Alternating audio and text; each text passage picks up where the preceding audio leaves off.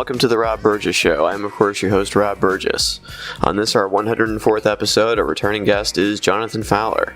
You first heard Jonathan Fowler on episodes 2, 10, 20, 21, 29, 30, 31, 32, 34, 35, 43, 48, 51, 56, 64, 74, 83, 92, 102, 103, and episode 82, also featuring fellow regular guest Ash Burgess of the podcast. Jonathan graduated with a BA in History from Indiana University in 2006. He's an unabashed left-wing political junkie. He has lived and worked in South Korea for over 10 years, trying to help the citizens of that great nation, hopefully, talk pretty one day. And if you haven't started reading Michael Wolff's book, Fire and Fury Inside the Trump White House, consider this your official warning to start now. This episode is the third in a series in which Jonathan and I will break down the entire book. And now on to the show. Hello. Hey, Cha. Hey, what's up, Bob? Hey, you still up? Yeah, I'm a little bit sick here. Oh, unfortunately. Yeah, me too. Yeah, the yellow dust over here has hit. The micro dust. It's a total disaster. What's that? Every spring, it's kind of like, it causes like respiratory problems. It's a big deal. A lot of Koreans believe it comes from China, and I think some of it does, the Gobi Desert and industrial pollution, but some portion of it also comes from local Korean pollution, I think. But every spring it hits me. I get a fever, get a cold that just won't go away for several weeks, usually no matter how much medicine I take or what I do. So yeah. I'm over here. If you hear me munching on something, I'm kind of eating orange pieces right now. Oh, that's fine. Trying to get that vitamin C. But yeah, so how are you? Oh, pretty good. Yeah, I'm pretty much in the same boat. I don't know if it's allergies or if I'm just sick. I'm thinking we're probably actually just sick. But right now, the Bradford pear trees, which are all over the place, which are a scourge, have all started blooming. They don't produce any fruit. They're just decorative, and they smell horrible. And they also like make my sinuses go crazy. Like I didn't used to get this kind of sinus reaction before this, but now they just get me, so it's probably a combination of being sick and that, so yeah, who would have thought that spring would be my least favorite season one day? I did not see that coming. Exactly, what a twist. Hey, happy birthday yesterday. Oh, thanks, yeah, 35. So yeah, this is the age where I officially can't keep saying early 30s. No. I've got to start transitioning. Yes. Reluctantly. We're still in the demographic, though, 18 to 35. The coveted youth market. At least for one more year. Yeah. I'm terrified of what it's going to feel like when society stops marketing to me. Yeah, right. Wait, this wasn't with me in mind? Yeah. Those damn jeans are too skinny. What the hell are they thinking? Why aren't they asking my opinion? Exactly. Where's the Gene Co? Yeah. Yeah, back in my day, we wore baggy jeans, which I maintain. I think, I don't know about shirts. Shirts-wise, probably right now we have better shirts and stuff, I guess. But back in the 90s, we definitely had better pants than we do now, especially for men's styles. Mm-hmm. I think, that won't even be controversial in 20 years. Yeah, right. I'm calling it.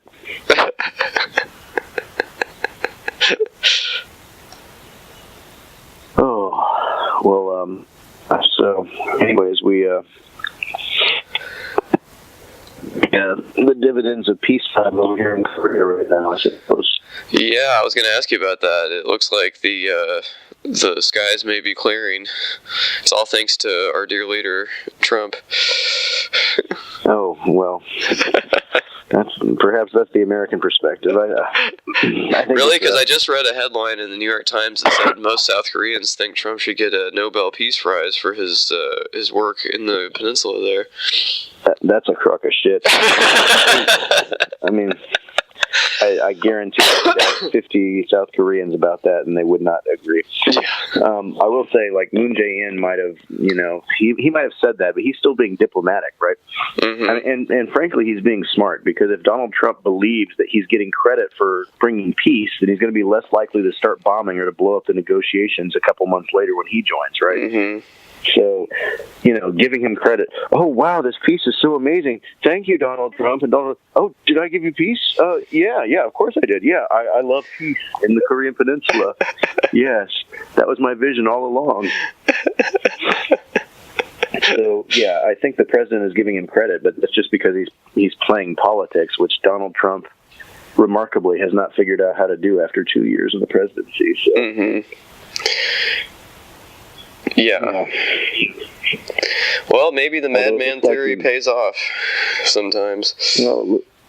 In other areas of the world, it looks like he's about to blow up the Iran nuclear. Oh, sure, yeah. In other areas of the world. So he's nuking Peter to pay Paul or something, if you will, to butcher the metaphor. Exactly. Yeah. So it's been interesting. I mean, a lot of people were very emotional on Friday and stuff and had a strong reaction. Yeah, I teach people. Grown men cried when Kim Jong-un stepped over to the south, and then he invited Moon Jae-in to step back over to the north, and then they shook hands and all and came into the south to negotiate. So it was emotional, and conservative Koreans, some of them are protesting in downtown Seoul because they, rightly or wrongly, perhaps wrongly, I think you got to, as the old saying goes, give peace a chance. But I do think we have to be clear-eyed about who Kim Jong-un is. But at the same time, we have to keep in mind that as the saying goes, you don't make peace with your friends, right? You don't negotiate with your friends; you negotiate with your enemies. So they're not always going to be good people. In fact, they rarely will be. So, a lot to think about, I guess. Yeah. Well, what is the terms? It's that the U.S. will promise not to invade, and they'll denuclearize, and also they want to declare an official end to the war. Yeah, something like that. Frankly, I don't know what the requirements on America are so far. And, maybe they haven't even been negotiated yet. I scrolled through a bunch of the terms that had been hammered out and stuff so far, and some of them were good. I think they want to get the Red Cross involved in looking into human rights stuff in North Korea, which is, I don't know, nuclear weapons are bad and stuff, but I think, nuclear weapons are a kind of beyond the pale situation, which, the human rights, it may sound naive to say, but I think the human rights issue is a more, pressing thing. I don't know. I mean, in World War II, what was worse, the Holocaust or, the V-1 rockets or something were going into London every day? At the time, they probably would have said the rockets, but in retrospect, we say the Holocaust. So. Well, the rockets were a little less discriminate about who they killed. I mean, the Holocaust was very much, targeted, so... Yeah, well, yeah. I just think it's I don't know. I think the human rights is something that, I don't know, they've got gulags and basically death camps up there. So that's, as much as they shake hands and stuff, I don't know, maybe I'm getting more conservative in my old age, but, they're not nice people up there, some of them, the leadership and stuff, so forth. No. So were people crying and really excited because they think this is a chance at reunification? Well, I mean, since at least 1953 and maybe earlier, well, I guess probably 1953, no North Korean leader has set foot in South Korea, and no South Korean president has set foot in North Korea, to my knowledge. Yeah, that's pretty big. So it's a huge step. It may be symbolic, and it may fall apart if the next leaders are conservative in South Korea. But, and I don't know. To be fair, I mean, the sunshine years under Kim Dae-jung and Roh Moo-hyun were a time where they tried to get along more with North Korea. And North Korea, things were a little better for a while, but North Korea was still doing a lot of the stuff that they said they were not going to be still doing. So, it's one thing to have these meetings and have all these, promises, but North Korea has a pretty long record of not keeping their promises. Of course, their greatest fear is, getting invaded by America. So if that fear lessens in some way, then I don't know. Maybe they'll become a little bit more rational.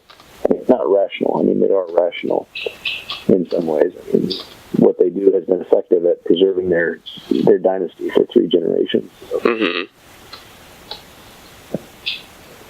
Yeah.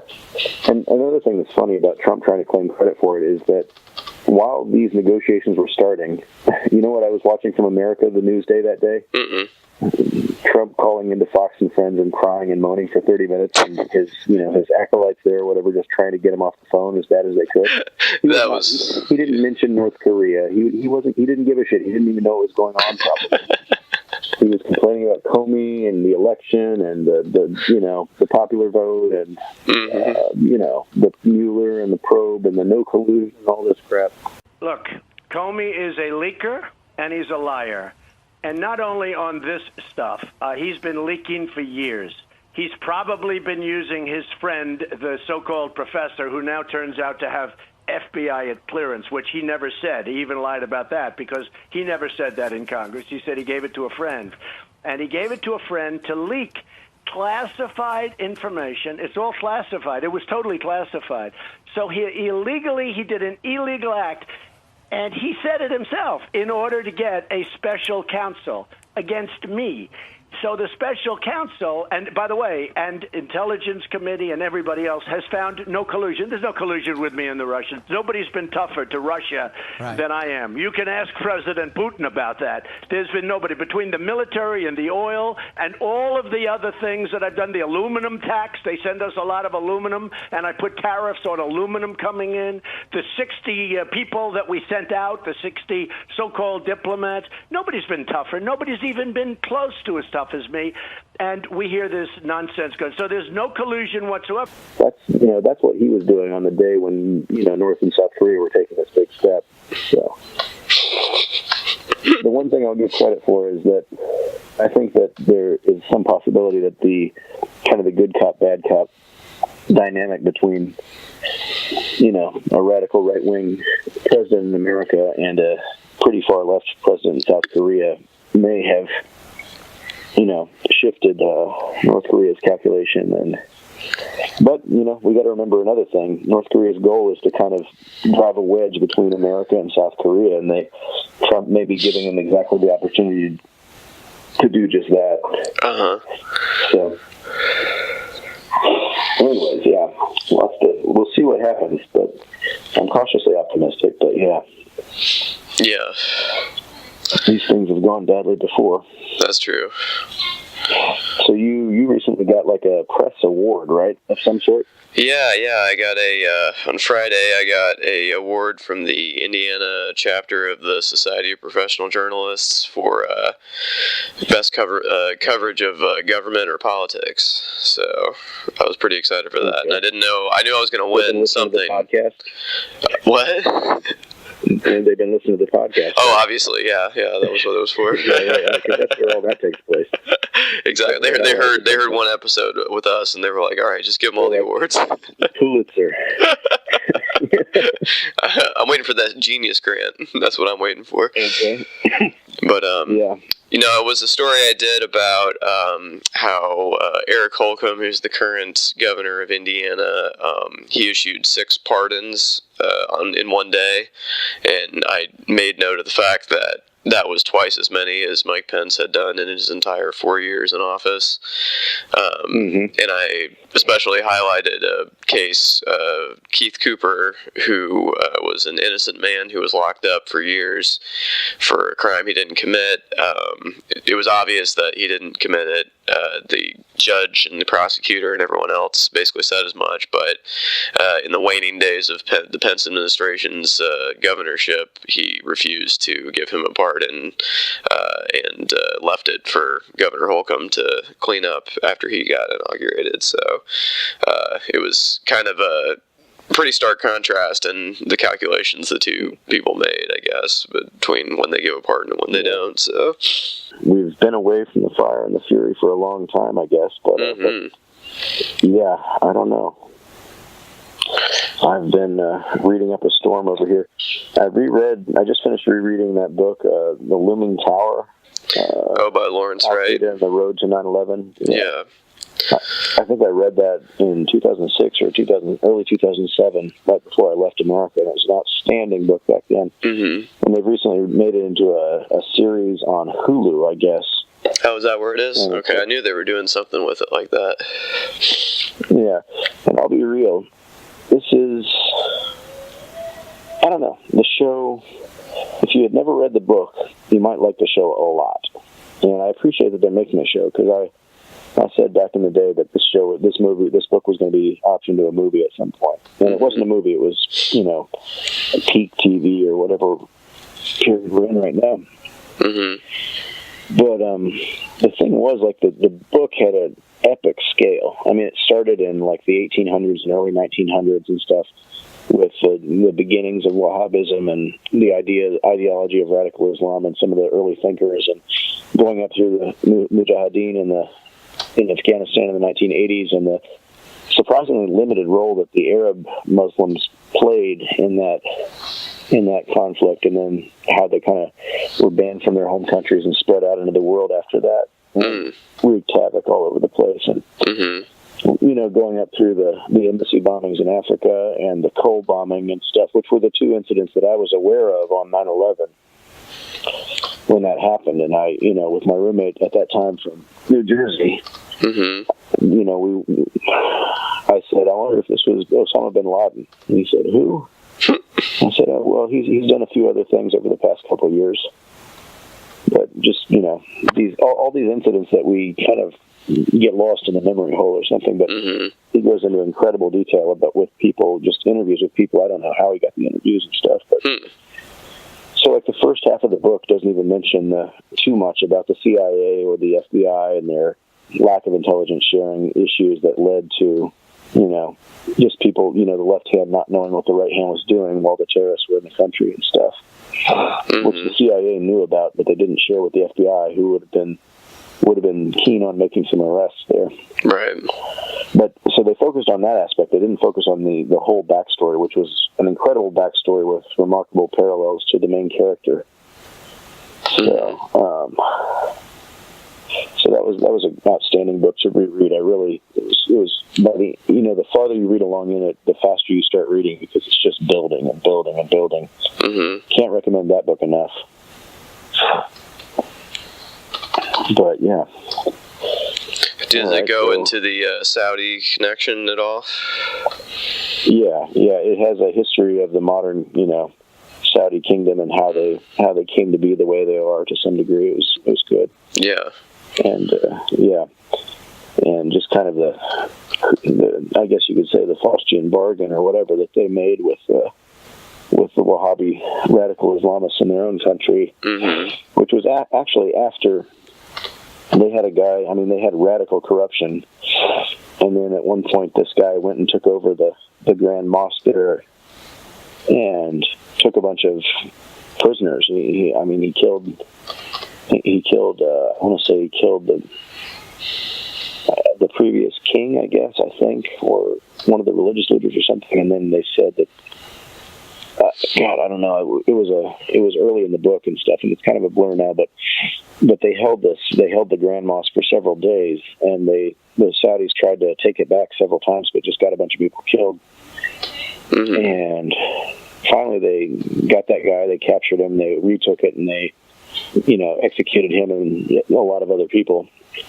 And then they basically realized that, like, as long as we're going to be a corrupt, money-wasting monarchy, we've got to at least give the people as much religion as they want, so that we can channel this this anti-corruption stuff away from ourselves, basically. And so that seemed to be the principle that they were operating on up until 9/11. Although they were not big fans of Osama bin Laden because he was causing instability in a lot of other Arab countries. You know, he was targeting Egypt quite a lot because of what's his name, Ayman al-Zawahiri. Mm-hmm. God, I can't pronounce his name. He was Egyptian, and so they were focused quite a bit on that. But so it's an amazing story. I strongly recommend reading it. It's so good. Cool. Yeah, I read the Scientology book that guy wrote. I thought it was really good. Okay. Yeah, I saw that documentary. Yeah, I didn't see that. Yeah, I didn't see the documentary yet. I heard it was good. Yeah. Wacky people. Yeah. I don't know how people find themselves in these cults. I think it was easier before the internet.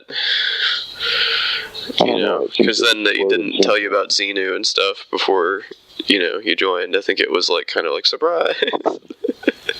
Yeah. I don't know. I think I would have bounced before Xenu. But you've already given them all your money, and they already know all your secrets now. I don't know. Yeah. All right. Well, had we better go into the fire and fury here today? Yeah. My concern is, I don't know, with my kind of like I'm practically going into a fever state over here after all day of having this this gunk in my throat or whatever, my nasal passages from the damn pollution over here. And so I don't know how long my strength is going to hold out, but I don't know. We did chapter 1, 2, 3. Did we do 4? Let's see what we're at here. Let me look at the chapter list. So chapter 3 was day 1. Chapter 4 was Bannon. Chapter 5 was Jarvanka. Did we? I don't know that we got to Jarvanka. Did we? Let me look. I think we may have only gotten to chapter 3, because I think the first time we just did chapters 1 and 2, maybe. Let me look. Yeah, and it feels like the second one was kind of like a fast one. Hold on, let me go to the end of the chapter. We're gonna have to edit this part, I guess. Yeah, I think the chapter 3 is about where we got.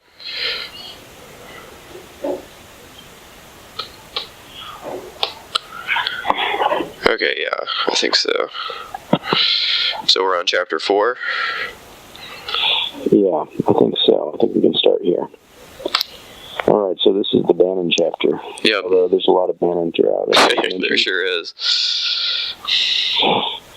So how does he open it up here? He says, Steve Bannon was the first Trump senior staffer in the White House after Trump was sworn in. On the inauguration march, he had grabbed the newly appointed Deputy Chief of Staff, Katie Walsh, Reince Priebus's deputy at the RNC, and together they had peeled off to inspect the now vacant West Wing. Isn't that a creepy image? this evil bastard, just kind of going around the White House unsupervised. I think they talked about how he takes a certain room that he wants to have for his own office or something while nobody else is there to claim it. Uh-huh. Yeah. Oh, yeah. Okay. Bannon claimed the nondescript office across from the much grander Chief of Staff's suite, and he immediately requisitioned the whiteboards on which he intended to chart the first 100 days of the Trump administration. And right away, he began moving furniture out. The point was to leave no room for anyone to sit. There were to be no meetings, and at least no meetings where people could get comfortable. Limit discussion, limit debate. This was war. This was a war room. Okay. What a drama queen. So he wants his whiteboards like going back, I guess. Yeah, that's true. Oh. Let's see. Within the first week, Bannon seemed to have put away the camaraderie of Trump Tower, including a willingness to talk at length at any hour, and become far more remote, if not unreachable. And certainly among his basic character notes, Steve Bannon was a plotter. I think I'm a plotter too, but I hope I'm not evil. Let's see, the first goal was the election of Donald Trump, and the second, the staffing of the Trump government. Now it was capturing the soul of the Trump White House, and he understood what others did not yet. This would be a mortal competition. So he's just kind of getting ready.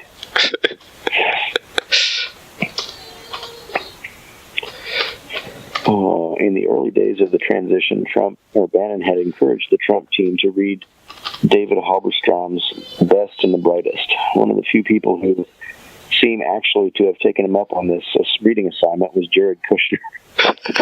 so Jared Kushner is still like trying to be his friend at the beginning here and stuff. Poor Jared. Yeah, probably going to jail. Yeah, probably.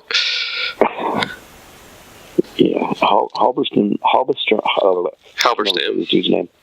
Yeah, Halberstam's book, published in 1972, is a Tolstoyan effort to understand how great figures of the academic, intellectual, and military world who had served during the Kennedy and Johnson years had so grievously misapprehended the nature of the Vietnam War and mishandled its prosecution down below. But the book also served as a reverential guide to the establishment. The Best and the Brightest was a handbook about the characteristics of, turning a page here, American power and the routes to it. Not just the right schools and the right backgrounds, although that too, but the attitudes, conceits, effect, and language that would be most conducive to finding your way into the American power structure. Many saw the book as a set of prescriptions about how to get ahead, rather than, as intended, what not to do when you are ahead. The Best and the Brightest describe the people who should be in power. College-age Barack Obama was smitten with the book, as was Rhodes Scholar Bill Clinton.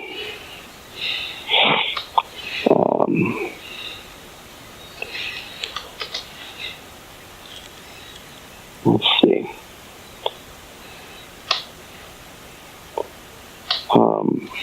Let's see, what they say something about, they talk a little bit about the kind of writing that goes on about the White House, which I think this description, this next paragraph of his is very good. Yeah, like, have you ever read like Bob Woodward books at all? No, I haven't read the books, no. Okay, I've read a couple of his about the Bush years. I think he had like a trilogy, and I probably read them all in college or something. One was called, was it Fiasco or something like that? I forget what they were. Like, the first two were supposedly somewhat supportive and understanding, and then the third one was like about how things fell apart or something. It was very scathing to some degree. But in all of them, and in that entire, I think, genre, there's kind of this knowing way that they make these people seem like eminently reasonable people who are just, doing, the best that they can, and that they know what they're doing, and with the knowledge they have, they're doing the right things. It kind of assumes a certain, I don't know, teleological aspect or something. I don't know. I'm kind of rambling here in my fevered situation, but yeah, I see what you're saying, though. I've never read them, but I think I get the gist of what you mean. Yeah, it's like Bush made a bad decision, but here's what he was thinking when he made the decision. So he was thinking something, and so he was coming to a logical conclusion based on what he... No, it doesn't follow that this is the only way it could have gone. There were other paths that smart people, reasonable people saw different outcomes. So, but let me go back to my book and figure out what this guy said about it. Wolff. Speaking of Wolff, did you watch the comedian's monologue at the White House Correspondents' Dinner. I know you said on Facebook that you never watched those or something. So. Well, I think it's the whole thing is an embarrassment, and I think they should just cancel that dinner because it just looks bad for everybody, especially the journalists that are there supposed to be covering these people, and then they're acting all chummy with them, and it's all in good fun and blah blah blah. But yeah, I saw that there was a lot of blowback because she went after Sara Sanders. But thing is, I think her and Sean Spicer and everybody else that knows better that shills for these people should be just, they should be mocked everywhere they go for the rest of their lives. They should never be allowed to live this down. Should never allow them back into polite society, and we should make them feel very bad for what they've done to the truth and, America and everything else, and I just can't believe that the people defending Trump are the ones that are, oh my gosh, why would you? And meanwhile, he's, made fun of, a disabled reporter and, just go down the list of everyone he's mocked and, they didn't bat an eye for that, but... Yeah, the only part that I thought where she might have possibly gone a little bit low was where she said something about she lies and then she burns it up or something, and she makes eyeshadow and she gives herself a shady eye or something like that, or something like that. So wasn't it a smoky eye? Smoky eye. Does smoky eye have some meaning that I'm not familiar with? No, I think it's just that really dramatic, eyeliner that people do, I guess. So, I don't know. That's my understanding. I thought it was... And then she said something like, maybe she's born with it, maybe it's lies or something, it's probably lies or something. But what I was kind of I don't know if I was trying to read between the lines a little bit too much, but I felt like she might have been making fun of Sara Sanders for having a lazy eye or whatever that she has. And that was the only thing that I thought where she kind of sort of might have possibly gone a little bit low. But at the same time, I don't really care because, if Donald Trump makes fun of somebody for anything, you can guarantee Sara Sanders will be out there telling you why it's okay that he said what he said. So yeah, but I don't know. You had several jokes that were controversial about abortion, about the media. You said something about Kellyanne Conway that I expected to cause more controversy than it actually caused. But as we record early in the morning on Monday, the most controversial joke has been about Sara Sanders. So I want to play what you said about Sara Sanders. We are graced with Sara's presence tonight. I have to say I'm a little starstruck. I love you as Aunt Lydia on The Handmaid's Tale. Mike Pence, if you haven't seen it, you would love it. Every time Sara steps up to the podium, I get excited because I'm not really sure what we're going to get. A press briefing, a bunch of lies, or divided into softball teams. It's shirts and skins, and this time don't be such a little bitch, Jim Acosta. I actually really like Sara. I think she's very resourceful. She burns facts, and then she uses that ash to create a perfect smoky eye. Maybe she's born with it. Maybe it's lies.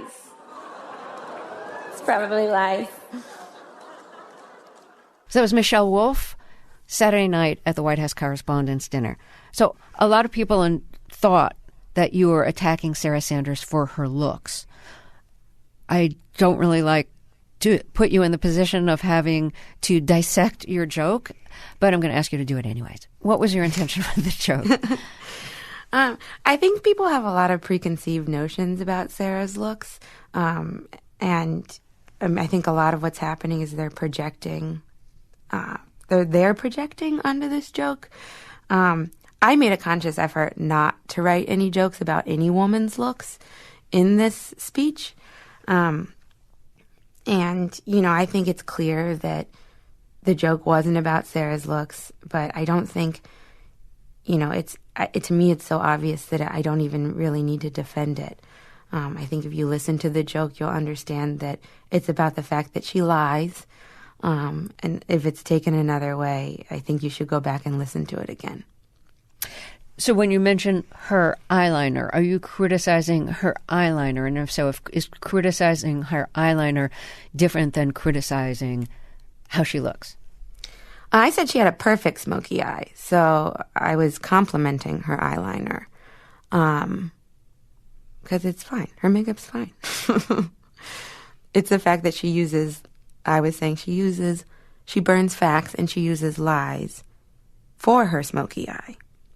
So you also compared her to the Aunt Lydia character on A Handmaid's Tale. And for any listeners who don't watch A Handmaid's Tale, and I imagine there's a lot of people who don't watch it, would you describe the character of Aunt Lydia? And Aunt Lydia is played by Ann Dowd. Yeah, the character of Aunt Lydia is kind of the mouthpiece for the administration in The Handmaid's Tale. She's the woman that kind of is in charge of all the handmaids and is kind of like the sergeant, so to speak. And she's the one that enforces all the rules. And the rules have to do with women have to be trained to serve, to be handmaids, and to be fertile and carry, be pregnant as often as possible, because that is their role. Yeah, the role of handmaids in The Handmaid's Tale is essentially like pregnancy slaves, I guess. I don't know a better word for it, where they're supposed to produce and have babies against their will, essentially. And I was commenting on how her actions for the Trump administration are similar to Aunt Lydia's in The Handmaid's Tale. She communicates from the president just like Aunt Lydia communicates the objectives of the society. So some people think that part was also insulting to Sara Sanders' looks. And in some ways, if you were insulting her looks by comparing her to Ann Dowd, would you be insulting Ann Dowd as well? Yeah, which is very unfair. Ann Dowd's gorgeous. And she's a very talented actress, which I think is more important. I think to look at that and say I was insulting Sarah's looks, you had to want me to be insulting Sarah's looks. I mean, it's like I was talking about her personality, and I think it says a lot about our society that you would immediately think I was talking about her looks rather than her personality. Because I think if it was a man, you wouldn't have jumped to those conclusions. If I was talking about a man, you would have been like, she's talking about his abilities. But because I was talking about a woman, you're like, she's talking about her looks. So you're in the position now of being a feminist comic, getting criticized by other women, including some very powerful, incredibly smart women, for doing something sexist, for criticizing a woman for her looks. And you say, like, no, that's not what I did. Listen more carefully. But how does it feel to be a feminist being, criticized by other women in addition to a lot of men who are criticizing you as well? I mean, isn't that sort of what we do as women? Unfortunately. We're I'd say that the women see themselves as standing up for another woman. They're standing up for. I think they see themselves as defending Sara Sanders against a careless or inappropriate joke. I mean, I think they should listen to the joke again because it's clearly not about her appearance.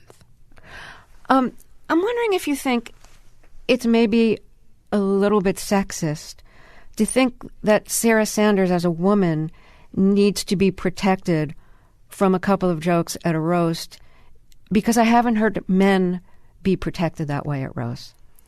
Yeah, I mean, if there was two people that I actually made fun of their looks on Saturday, it was Mitch McConnell and Chris Christie. And no one is jumping to their defense. I made fun of Mitch McConnell's neck, and I did a small jab at Chris Christie's weight. And no one is jumping to their defense. I don't know. I don't know what her qualifications were to be the White House press spokesperson or whatever before she became that thing. I mean, aside from being, what's his name, Mike Huckabee's daughter. Mm-hmm. I think she was just a random political consultant or something that decided that it was worth it to shred whatever credibility she had to do this job. So yeah, light her reputation on fire. Yeah, I don't know. I feel zero sympathy. I'm having a hard time working up any sympathy for her. So yeah, the only possible sympathy I feel is the fact that she and these other people, some of them showed up, and Donald Trump doesn't even have the guts to show up to that thing, and so he's really, I mean, not that they wouldn't have been made fun of if he had shown up, but they would not have been some of the primary targets, because they were there and stuff. So I don't, so they followed orders and went to this thing when the president is too thin-skinned to show up like everybody else does. Yeah, well, if you're going to show up, expect some heat, so that's what happens. Yeah, especially if you're excusing the inexcusable day in and day out. Yeah. But I'm not convinced that it doesn't have any. I do think, there is a certain chumminess that is kind of, it's hard to stomach when, real people out there are suffering from the policies that some of these people try to push.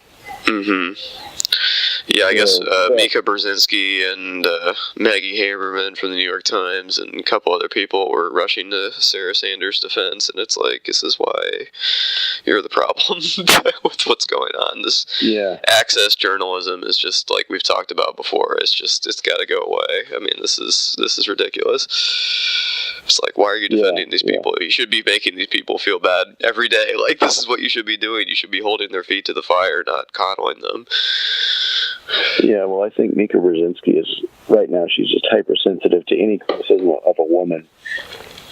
And she perceives that as negative criticism because they're a woman or something, or like something that a man wouldn't get, because she did the same thing to the author of this book, Michael Wolff. I had that clip play on one of the previous episodes, when he insinuated that, who was it? Nikki Haley. Nikki Haley may have had an affair with Trump or something, which, God, who knows? I don't want to get a libel lawsuit, but I mean, I don't know about her, but the idea of Trump having an affair with somebody in the White House is not beyond the pale. So, this isn't exactly science fiction here. I think that we could probably imagine a scenario.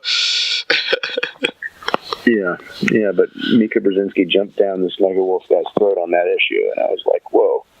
I mean, come on. You've been riding the press wave off this book for 2 weeks now, and now you're going to get self-righteous with this guy? Yeah. It was funny. Another regular guest of the Rob Burgess Show, Sara Kenzie, was on Morning Joe the other day. It's a failure. Sara talks about the failures. You can go back. We've done it before. 99, impeachment, 2000, recount, 2001. I mean, you literally can go every year and you can find one institution after another institution after another institution that's failed. Yeah, I think that's absolutely true. Nonetheless, though, that doesn't completely explain or certainly excuse his rise. I think when somebody like Trump launches his campaign on hatred, when he launches it on, targeting Mexicans on day one and going on to denigrate all these groups, going on to lie, going on to embrace explicitly corrupt policies, then, people have an obligation to speak out. The media does, the GOP does, and we still have that obligation today. And it goes back to Jeremy Peters' reporting, because, I mean, when you look at, and especially with your expertise, but also this book, we understand, Joe and I, we understand on this set how he was elected, why he was elected. Sure, we even thought he could be elected. Now, Sara Kenzie, she's the one who talks about fascism on your show, right? Mm-hmm. Yeah, I like her episodes. I always listen to her episodes. Absolutely. Yeah, she'll be back on again soon. She got a new book out. I'm going to read it and talk to her about it soon. So cool. Yeah. What's the book called? The View from Flyover Country. Oh, okay. Is this kind of like that one guy's book? What's it called? Hillbilly Elegy or something? I think it probably comes to a different conclusion, but yes, I think it's probably similar. Okay. No, I said Hillbilly Eulogy. Elegy, right? I think it was Elegy. I don't know. It might be you. we got to wait a couple more years for the eulogy. Yeah, exactly. Maybe not long in Trump world. Yeah, right. But okay, so anyways, and that's not a politically incorrect joke, because we're from Trump country. I'm in Trump country at the moment. Yeah. I'm going to Trump country in my mind, to paraphrase an old song. Well, let's see. So what is this guy? This guy talks about the certain kind of journalistic books that talk about the White House. And he says, Halberstrom's book defined the look and feel of White House power. His language, resonant and imposing, and often bofo pompous. I don't know what that means. It's like Italian or something. had set the tone for the next half-century of official presidential journalism. Even scandalous or unsuccessful tenants of the White House were treated as unique figures who had risen to the greatest heights after mastering a Darwinian political process. Bob Woodward, who helped bring Nixon down, and who himself became a figure of unchallengeable presidential myth-making, wrote a long shelf of books in which even the most misguided presidential actions seemed part of an epochal march of ultimate responsibility and life-and-death decision-making. Only the most hard-hearted reader would not entertain a daydream in which he or she was not part of this awesome pageant. Steve Bannon was such a daydreamer. But I really like that. I really like that because I noticed the same thing when I've read Woodward books before. Is like you feel like you're there in the room with them, and you know you're part of the decision-making process, and like there is a certain romanticism to that. It's like, wow, we're this is how it goes down. This is where the big decisions get made. And God, I didn't like it, but you know, maybe with the knowledge, you know, you get sucked into this kind of this idea that this is the way things had to go, right? And you would have been there and done a similar thing, perhaps, or it would have been an honor just to be in the room or something, right? And so and that aspect has always kind of struck me as weird, and I noticed it in myself too. Like I don't know, it's a weird thing. You find yourself getting sucked into the cabinet level melodrama of the Bush White House, and you've got your favorite in this corner or something on a certain issue, and whatever. I don't know. It's been a decade since I've read those books, but I noticed it back then. So but continuing, he says, but if Halberstrom defined the presidential mean, I don't know how to pronounce that actually. Trump defied it and defiled it. Not a single attribute would place him credibly in the revered circle of American presidential character and power, which was, in a curious reversal of the book's premise, just what created Steve Bannon's opportunity. So they're saying that the absence of basically everything that was in this best and brightest book is what gave him the chance to get into the White House. I was also surprised to learn on page 56, his credentials suddenly included a convoluted story about how Bannon and company had acquired a stake in the mega hit show Seinfeld, and hence its 20-year run of residual profits. Yeah, I remember hearing that. And they say, but none of the Seinfeld principals, creators, or producers seem ever to have heard of him. So who knows what happened there. Apparently, like, when the Washington Post was trying to research who this Steve Bannon guy was and where he came from, they said the Washington Post traced his many addresses to no clear conclusion, except a suggestion of possible misdemeanor voter fraud. In the mid-'90s, he inserted himself in a significant role into Biosphere 2, a project copiously funded by Edward Bass, one of the Bass family oil heirs, and about sustaining life in space, and dubbed by Time one of the 100 worst ideas of the century, a rich man's folly. Yeah. Bannon, having to find his opportunities in distressed situations, stepped into the project amid its collapse, only to provoke further breakdown and litigation, including harassment and vandalism charges. So I'm sure that's a fascinating story. What the hell happened with the biosphere? Right. Harassment and vandalism.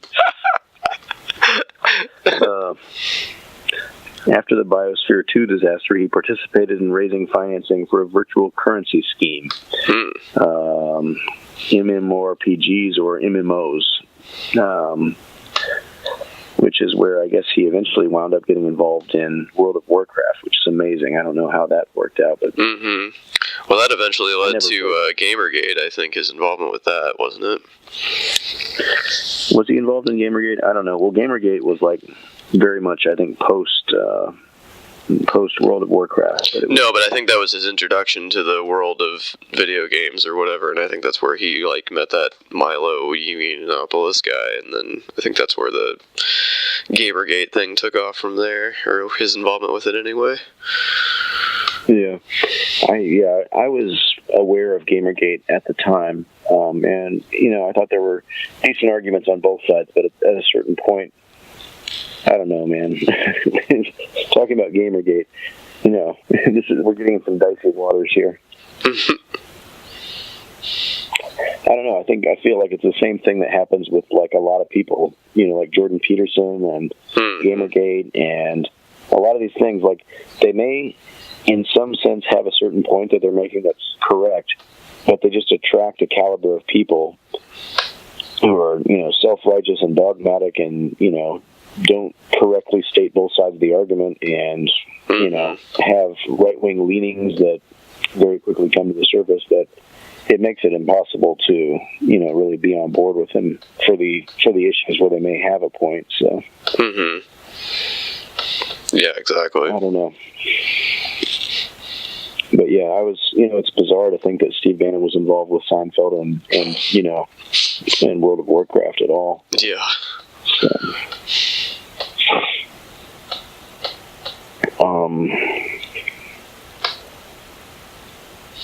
let's see. They're describing the way people take him, the way people see Bannon. They say one competitor in the conservative media business, while acknowledging his intelligence and the ambitiousness of his ideas, also noted he's mean, dishonest, and incapable of caring about other people. His eyes dart around like he's always looking for a weapon with which to bludgeon or gouge you. It's a really weird description of a person. Yeah.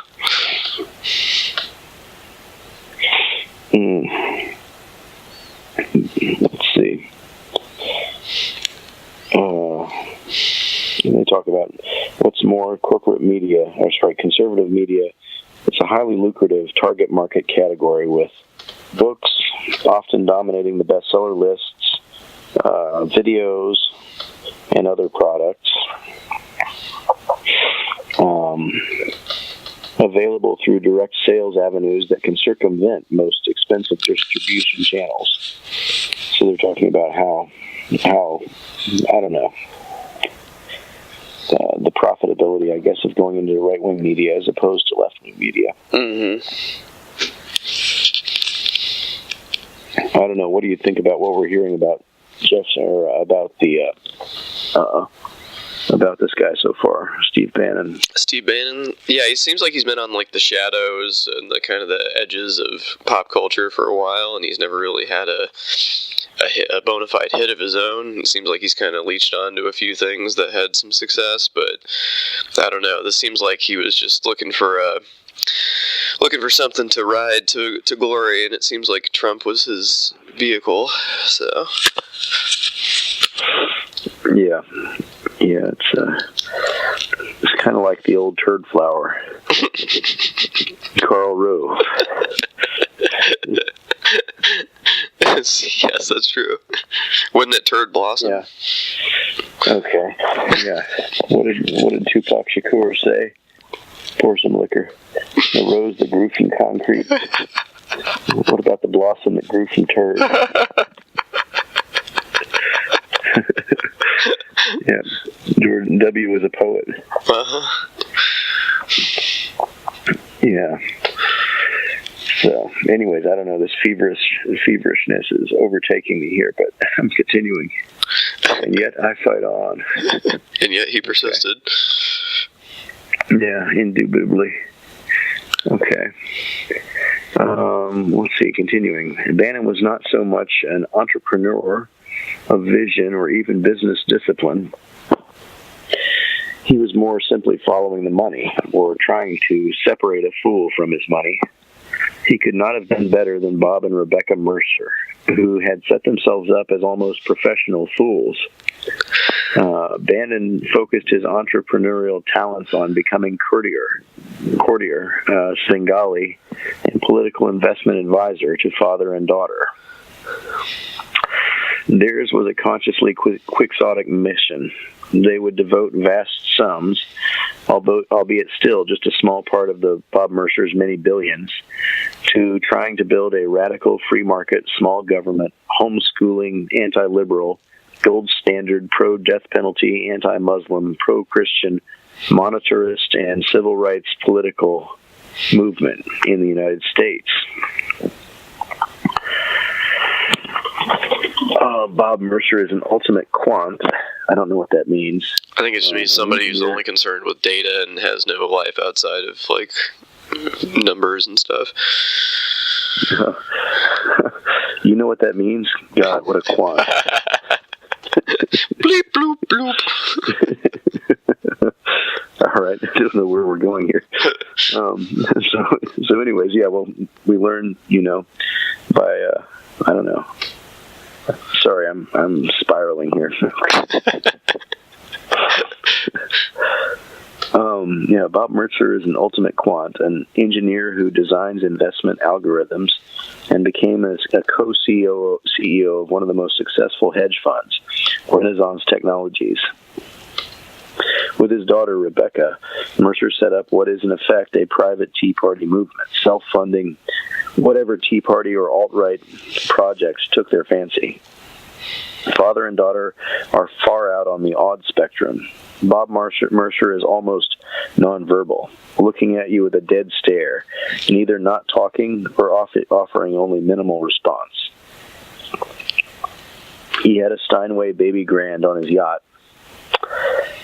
After inviting friends and colleagues on the boat, he would spend the time playing the piano, wholly disengaged from his guests, and yet his political beliefs, to the extent that they could be discerned, were generally Bush-like. And his political discussions, to the extent that you could get him to be responsive, were about issues involving ground game and data gathering.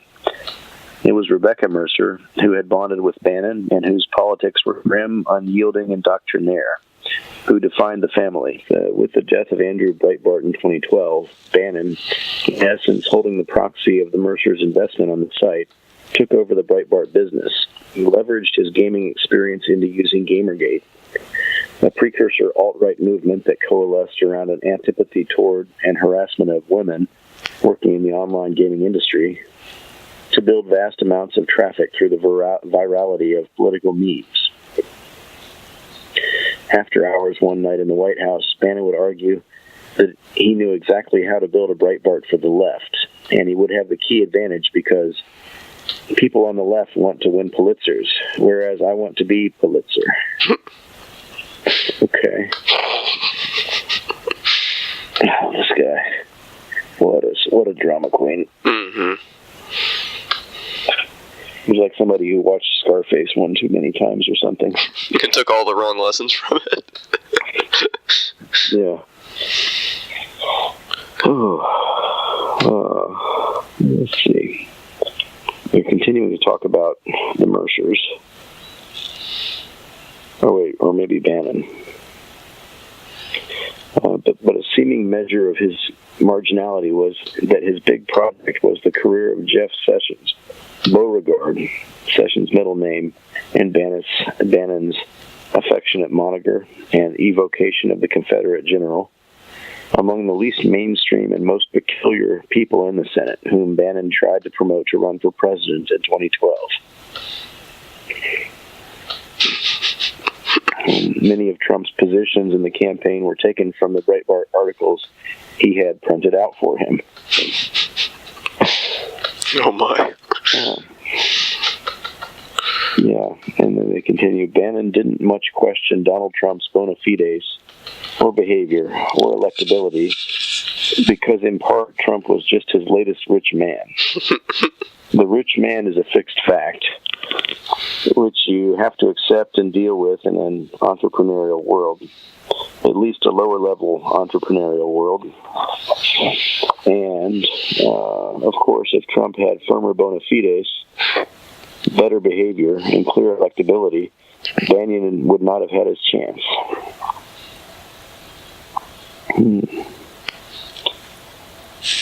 See, they say there was no competition in Trump Tower for being the brains of the operation. Of the dominant figures in the transition, neither Kushner, Priebus, nor Conway, and certainly not the president-elect, had the ability to express any kind of coherent perception or narrative.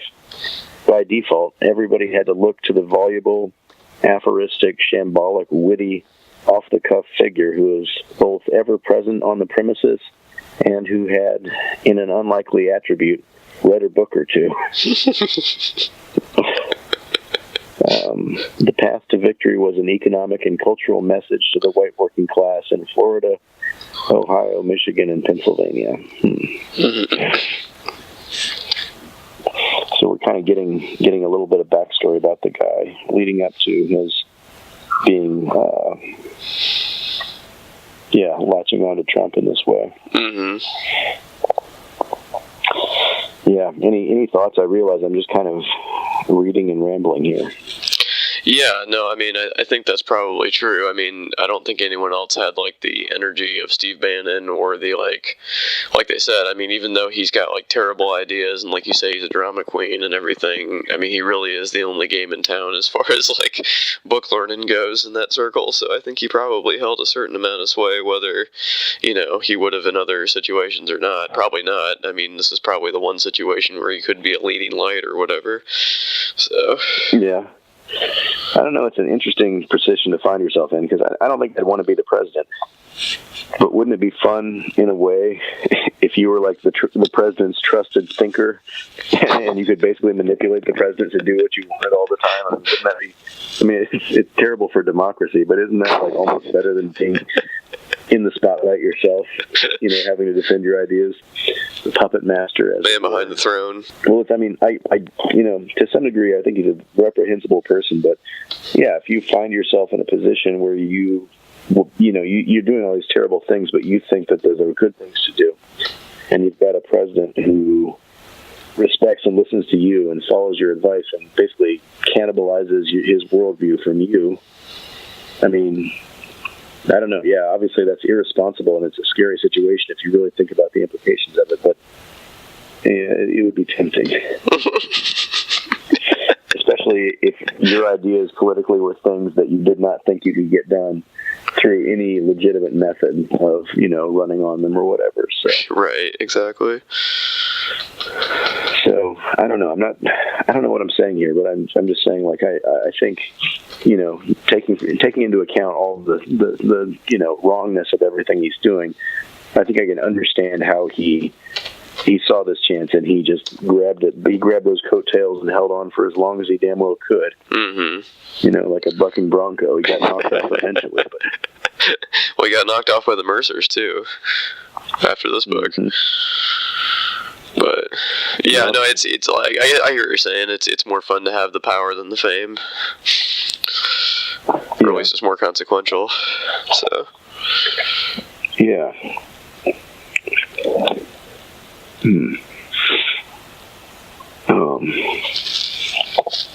Well, continuing on here, perhaps. I think we've got a couple pages left in this chapter.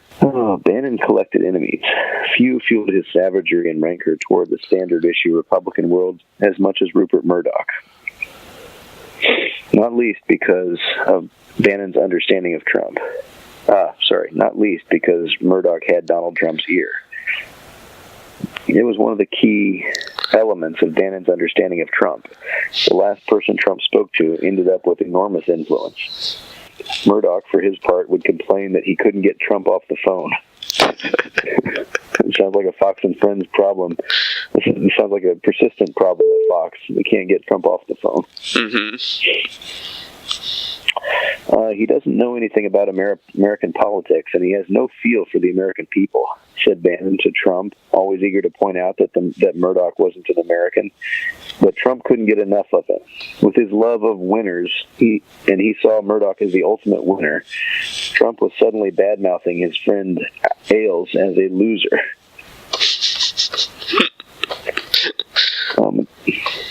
Yeah, other things that Bannon believed. The president really only had a maximum 6 months to make an impact on the public and set his agenda, and he'd be lucky to get 6 months. After that, it was just putting out fires and battling the opposition.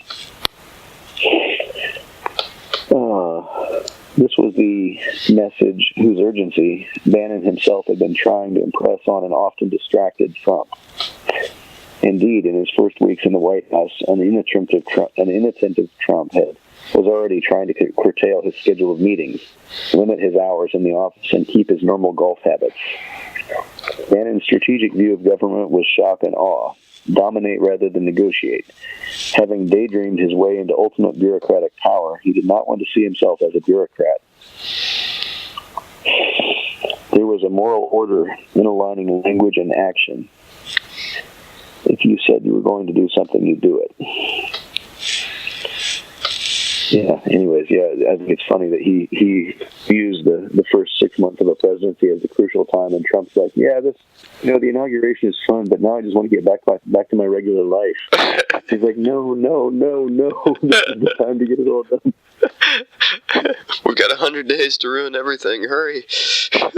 Yeah. Well, yeah, sorry, 100 days, not 6 months. I'm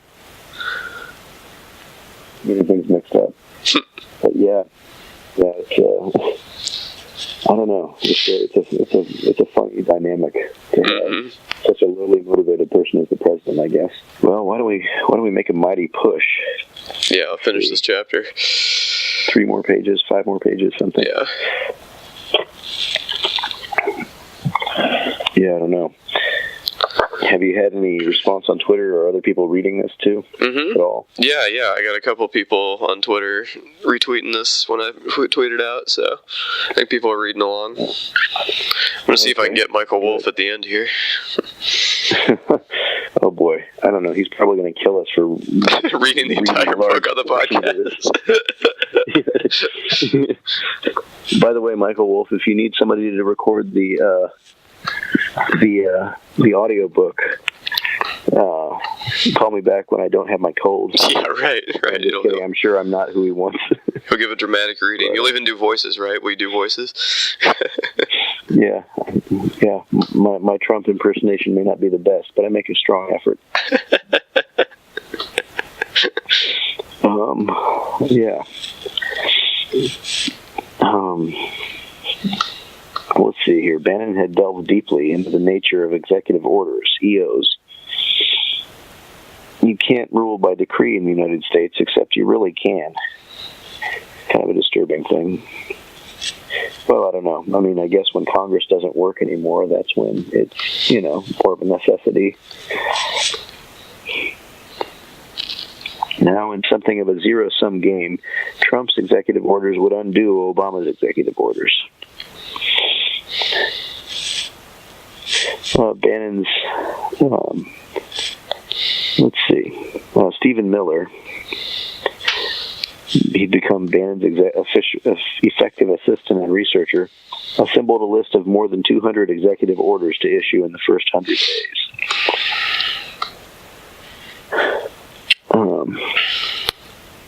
Later, the Trump campaign became a sudden opportunity to see if nativism really had legs. And then when they won, Bannon understood there could be no hesitation about declaring their ethnocentric heart and soul. To boot, it was an issue that made liberals batshit mad. Again, I think this is another case where I think that Michael Wolff's political views would be interesting to know. I mean, white ethnocentral nationalism is not something you can play around with. You think it's cute that it pisses liberals off, or that, there are real world consequences for non-white people, in a world where this is the governing philosophy. Well, you may be a little bit too into that Washington horse race rather than the outcomes, I guess, of policy. So I think that would be an interesting thing to talk to Michael Wolff about if you ever had a chance. And I know he's probably going to be resistant to talking about what his political views are, because that could limit him later. Although he's probably already written his opus here. He's never going to have access like this again to anybody in this position. So. Yeah, I think he really shot his wad on this. So. Yeah, and good for him. I mean, if there's a time to do it, this was the time, I think. So.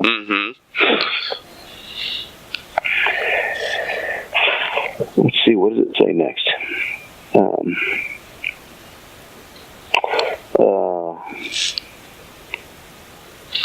It was out of some instinctive or idiot savant-like political understanding that Trump had made this issue his own. About immigration, I think.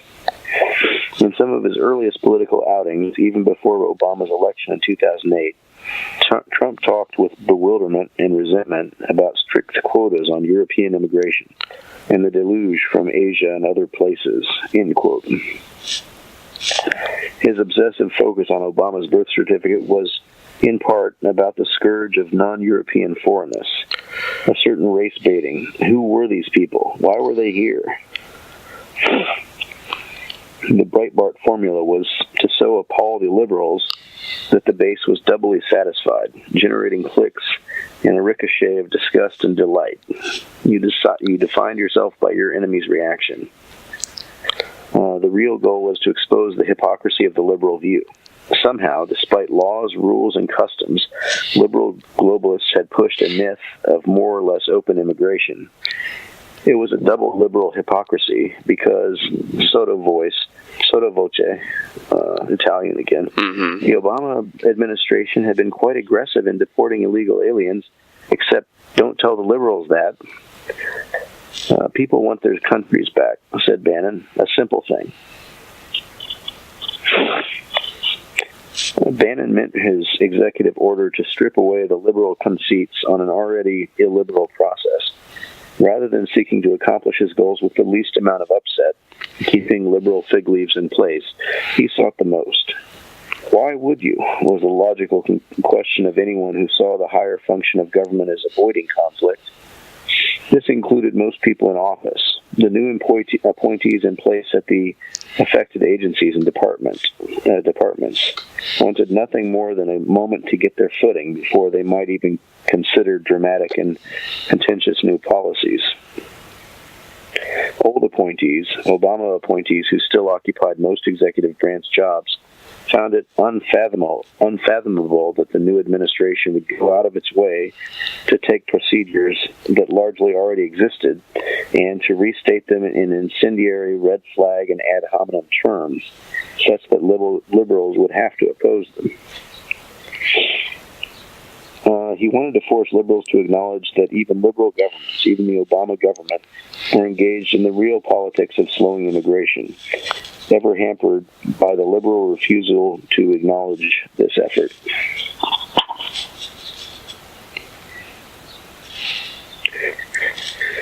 Oh, I don't know. I think there are plenty of people on the left who, I don't know, are, more than willing to blame Obama for lots of things, rightly or wrongly. So, and I wonder how much of this has been. Well, I don't know. I don't know. I mean, immigration slowed quite a bit under Obama and stuff, as I know, as far as I know. So, well, it's basically at net zero by the time Trump took office from Mexico, anyway. But I don't know. It's an issue. I don't know. It's an issue. I don't know. It's a weird issue. I feel like I've worked at restaurants and stuff before where we had, undocumented dishwashers or whatever, and it's like, I don't know, they were just people we worked with. I mean, I don't know how much they were making. I don't know what their situation was. I don't know if they had all the white people working in the front at the tables and stuff, and they had an Indian guy cooking there or whatever, but I don't know if I don't know the economics of it all. I don't know if you deport 12 million, which seems to be the accepted number. Deport 12 million low wage workers. I don't know what that does to the real economy of everybody. And, frankly, at the same time, I don't know that it's a good thing that our entire economy is supported by something that is essentially illegal labor, where people are getting paid less than they should be and so forth for the work that they're doing to artificially reduce costs on the majority population. Well, talk to the business community who hires them, I guess. Yeah. I don't know. It's a weird situation. Very complicated. Well, we can talk to the business community, but at the same time, every time we step into a grocery store and we go to the produce section, we're basically subsidizing this industry, right? I mean, true. But if those people aren't there, then the plants sit rotting in the fields, and no one's there to pick them up because Americans don't want to pay, be paid such low wages to do such backbreaking work. So, yeah. Well, but I mean, the thing is, I don't know. I wonder if that would cause inflation or what that would do if you were charging the public, the real cost of harvesting fruit and vegetables, and it drives the price of that stuff up even higher, right? Mm-hmm. I wonder, I mean, if the stuff is rotting in the field, then prices are going to go up if there's a shortage. And also, if you have to pay, American citizens a minimum wage to pick this stuff, or maybe, whatever you have to pay them. Mm-hmm. I don't know what that does to the price of it either, but it's, I don't know. It's a complicated issue, and I'm not sure what the right policy on it is, but at the same time, I've been in some immigration snafus in Korea, and I've seen other people who were good teachers who got deported because they had a second job or something for a winter camp somewhere when they weren't working at their main job or something for a month, and they got caught, and they, decent people, Texans, women, who, what can I say, spent a week in jail in Suwon with a bunch of Koreans who couldn't speak English, and then got sent out of Korea with no chance to collect their shit from their house and stuff. So it's not just an American issue. It's I've seen it. I've been on both sides. Mm-hmm. No, that wasn't me. I mean, when you first come to Korea, for most people, you're working illegally for about a month before they get your visa stuff, and so you're technically an illegal, whatever.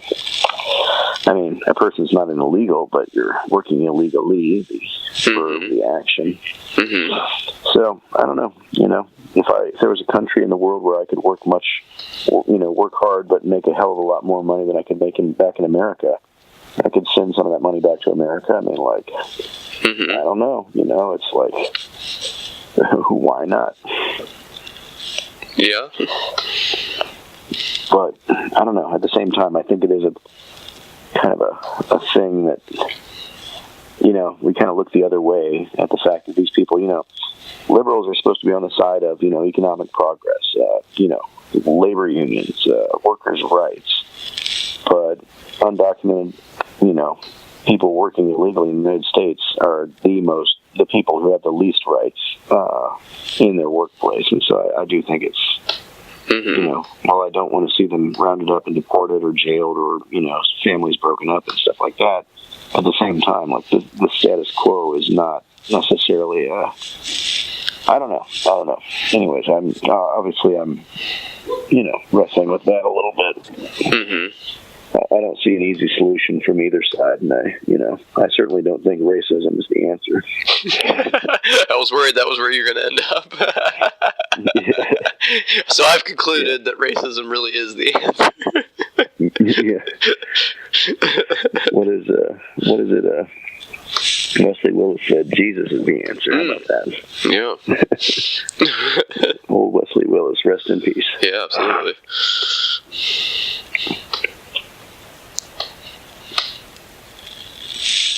We're on the last 2 pages here. Let's finish up the Bannon chapter. Mm-hmm. Let's see. Process was their enemy, but just doing it, the hell with how, and doing it immediately could be a powerful countermeasure. Just doing things became a Bannon principle, the sweeping antidote to bureaucratic and establishment ennui, ennui, French word, right? Mm-hmm. And resistance. It was the chaos of just doing things that actually got things done. Or a corollary, because nobody in the Trump administration really knew how to do anything. It was there not clear what anyone did. Priebus, as chief of staff, had to organize meeting schedules and the hiring of staff. He also had to oversee the individual functions of the executive office departments. But Bannon, Kushner, Conway, and the president's daughter actually had no specific responsibilities. They could make it up as they went along. They did what they wanted. They would seize the day if they could, even if they really didn't know how to do what they wanted to do. Bannon, for instance, even driven by his imperative just to get things done, did not use a computer. How did he do anything? Katie Walsh wondered. What was the difference between big visions but that was the difference between big visions and small. Process was bunk. Expertise was the last refuge of liberals ever defeated by the big picture. Bannon got Stephen Miller to write the immigration executive order. Miller, a 55-year-old trapped in a 32-year-old's body, was a former Jeff Sessions staffer brought onto the Trump campaign for his political experience.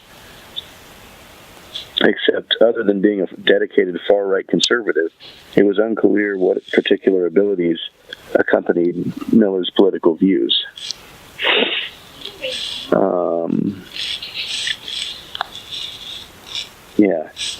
He was supposed to be a speechwriter, but if so, he seemed restricted to bullet points and unable to construct sentences. He was supposed to be a policy advisor, but knew little about policy. He was supposed to be the House intellectual, but was militantly unread. He was supposed to be a communications specialist, but he antagonized almost everyone. Bannon, during the transition, sent him to the internet to learn about and to try to draft the executive order.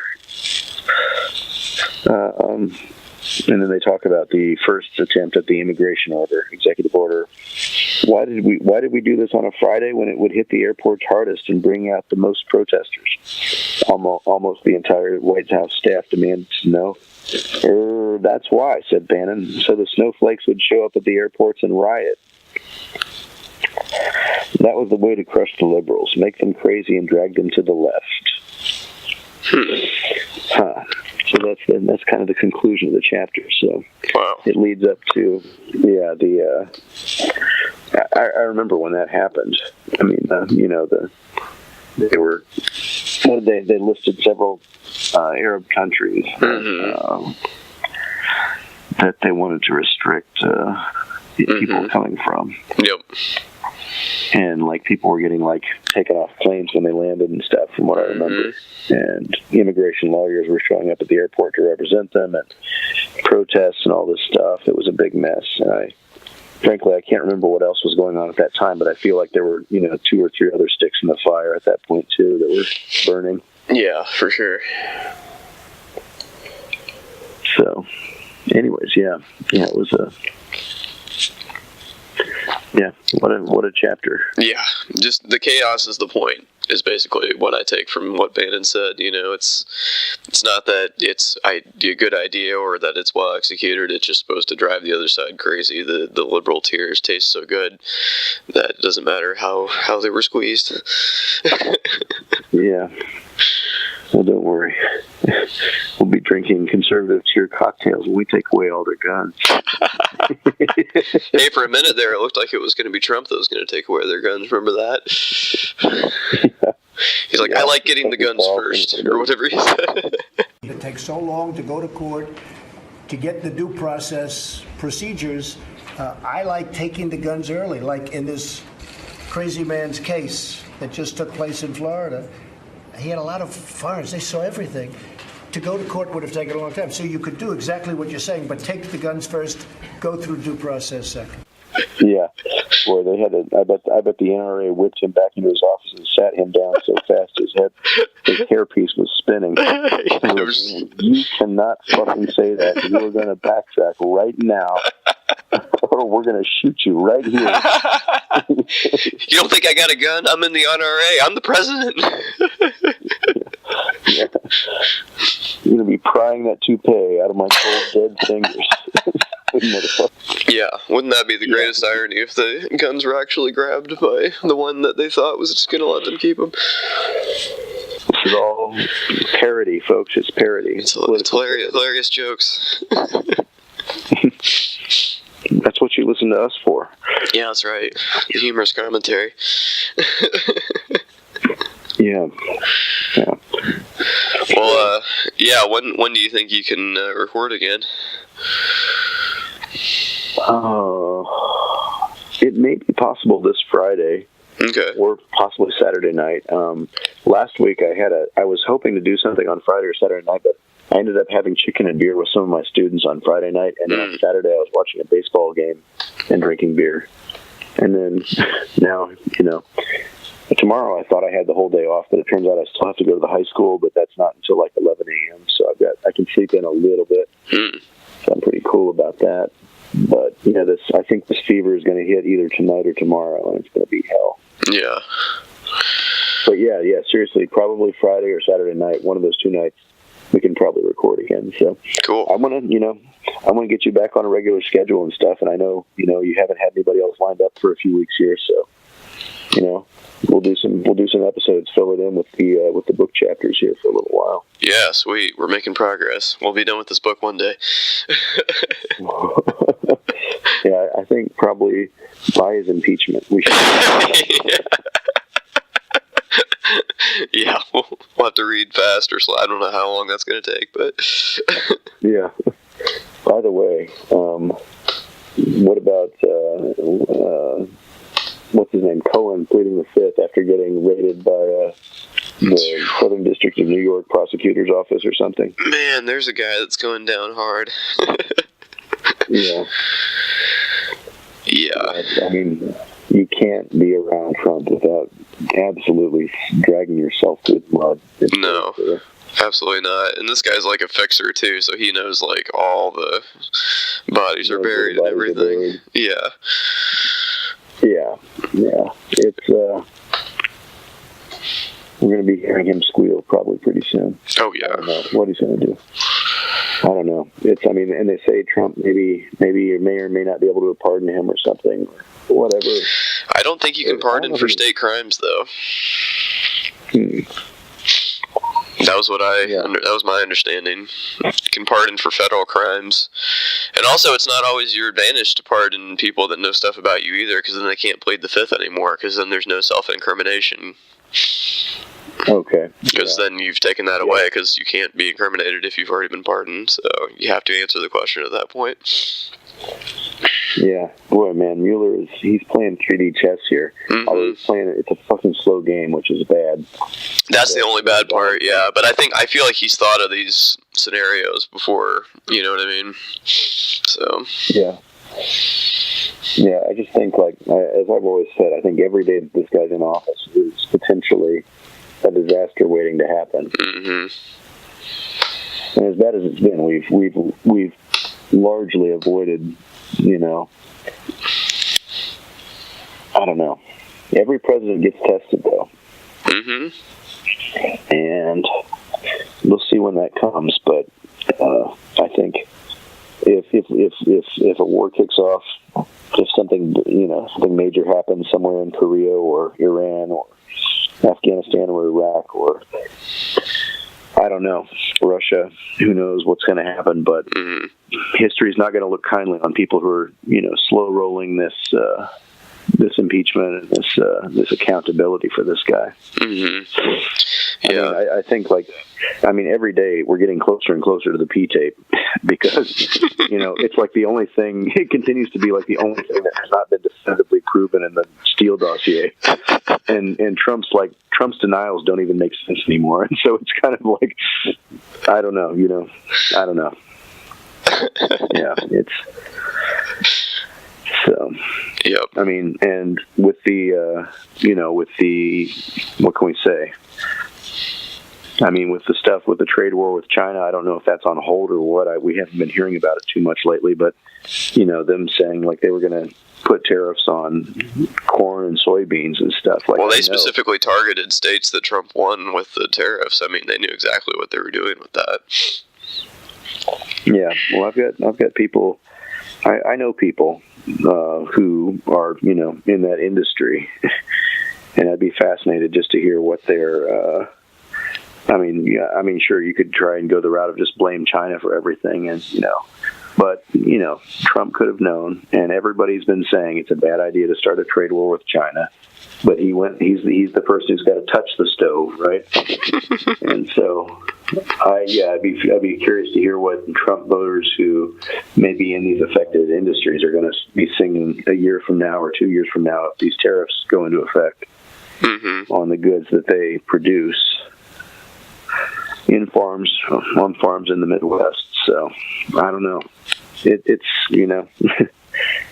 I don't know, as Shakespeare said, all are punished, right?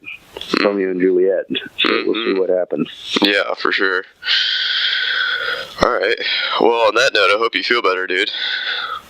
Yeah, you too. We've all got to get better from all this stuff that ails us. Yeah, I got to get some vitamin C or something, or some zinc. Yeah, I'm going to finish eating this orange I started a couple hours ago. It's an epic orange you're working with there. It's a pretty large orange. A lot of vitamin C. Yeah. So, all right. Well, Bob, I'm glad we got one in. I'm sorry.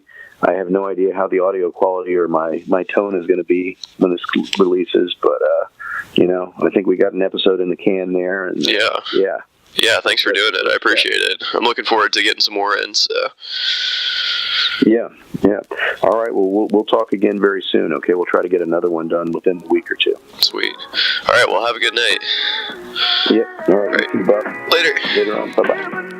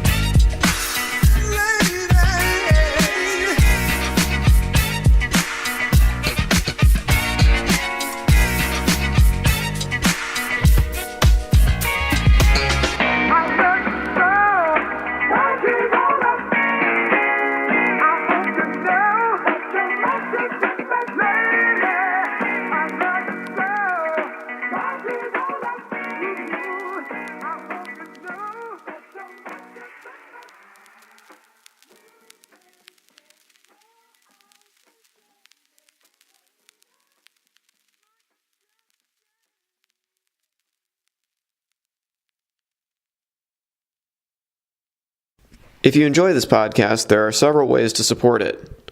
Join the Rob Burgess Show mailing list.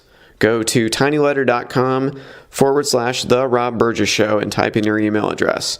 Then respond to the automatic message. I have a Patreon account, which can be found at patreon.com/Rob Burgess Show Patreon. I hope you'll consider supporting in any amount. Also, please make sure to comment, follow, like, subscribe, share, rate, and review everywhere the podcast is available, including iTunes, YouTube, SoundCloud, Stitcher, Google Play Music, Facebook, Twitter, Internet Archive, TuneIn, and RSS. The official website for the podcast is www.therobburgessshow.com. You can find out more about me by visiting my website, www.thisburgess.com. And if you have something to say, record a voice memo on your smartphone and send it to therobburgessshow@gmail.com. Include voice memo in the subject line of the email. Until next time.